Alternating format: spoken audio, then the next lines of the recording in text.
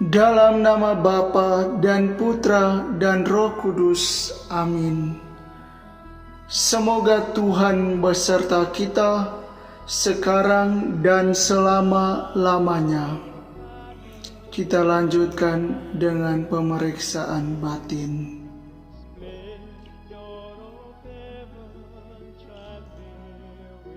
Allah yang Maha Rahim, aku menyesal atas dosa-dosaku, sebab patut aku Engkau hukum, terutama sebab aku telah menghina Engkau, yang Maha Murah bagiku. Aku benci akan segala dosaku, dan berjanji dengan pertolongan rahmat-Mu, hendak memperbaiki hidupku, dan tidak akan berbuat dosa lagi. Ya Allah, kasihanilah aku orang yang berdosa ini. Amin. Inilah Injil Tuhan menurut Lukas bab 2 ayat 22 sampai 35. Dimuliakanlah Tuhan. Dan ketika genap waktu pentahiran menurut hukum Taurat Musa, mereka membawa dia ke Yerusalem untuk menyerahkannya kepada Tuhan, seperti ada tertulis dalam hukum Tuhan. Semua anak laki-laki sulung harus dikuduskan bagi Allah, dan untuk mempersembahkan korban menurut apa yang difirmankan dalam hukum Tuhan, yaitu sepasang burung tekukur atau 2 ekor anak burung merpati. Adalah di Yerusalem seorang bernama Simeon. Ia seorang yang benar dan saleh, yang menantikan penghiburan bagi Israel. Roh Kudus ada di atasnya, dan kepadanya telah dinyatakan oleh Roh Kudus bahwa ia tidak akan mati sebelum ia melihat Mesias, yaitu Dia yang diurapi Tuhan. Ia datang ke bait Allah oleh Roh Kudus.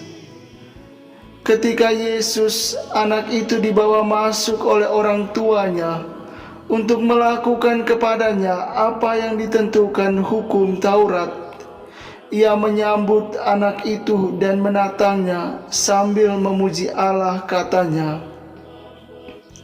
"Sekarang Tuhan, biarkanlah hamba-Mu ini pergi dalam damai sejahtera sesuai dengan firman-Mu, sebab mataku telah melihat keselamatan yang daripada-Mu, yang telah Engkau sediakan di hadapan segala bangsa, yaitu terang yang menjadi penyataan bagi bangsa-bangsa lain, dan menjadi kemuliaan bagi umat-Mu Israel."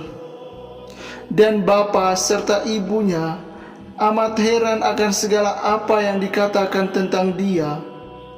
Lalu Simeon memberkati mereka dan berkata kepada Maria, ibu anak itu, "Sesungguhnya anak ini ditentukan untuk menjatuhkan atau membangkitkan banyak orang di Israel, dan untuk menjadi suatu tanda yang menimbulkan perbantahan, dan suatu pedang akan menembus jiwamu sendiri, supaya menjadi nyata pikiran banyak orang." Demikianlah Injil Tuhan. Terpujilah Kristus.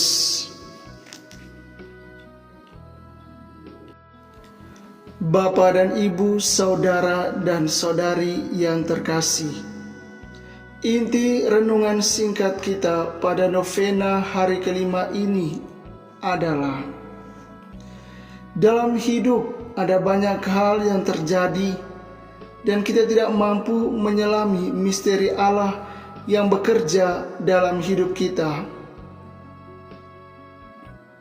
Ada kala apa yang kita harapkan, yang kita rencanakan, berbeda dengan apa yang terjadi. Yang diharapkan adalah kebahagiaan, tetapi yang terjadi adalah penderitaan.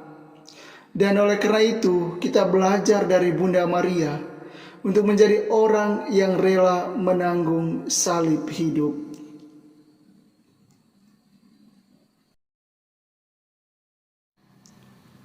Marilah berdoa. Allah yang maha belas kasih, betapa tidak mudah menyelami arti penderitaan dan salib dalam hidup mengikuti Yesus Kristus putramu.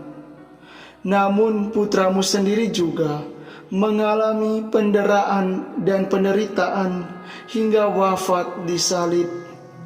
Kuatkanlah kami saat menanggung salib-salib hidup kami. Sebab seperti dikatakan oleh Rasul Paulus dan Barnabas, untuk masuk ke dalam kerajaan Allah, kita harus mengalami banyak sengsara. Semoga sabda ini menjadi pegangan serta kekuatan kami dalam perjalanan hidup untuk masuk ke dalam kerajaan Allah dengan pengantaran Kristus Tuhan kami. Amin. Doa kepada Santa Perawan Maria dari Gunung Karmel. Oh bunga terindah dari Gunung Karmel, anggur yang berbunga, kemegahan surga, Bunda Putra Allah yang terberkati, perawan yang tak bercela, tolonglah kami dalam wujud ini.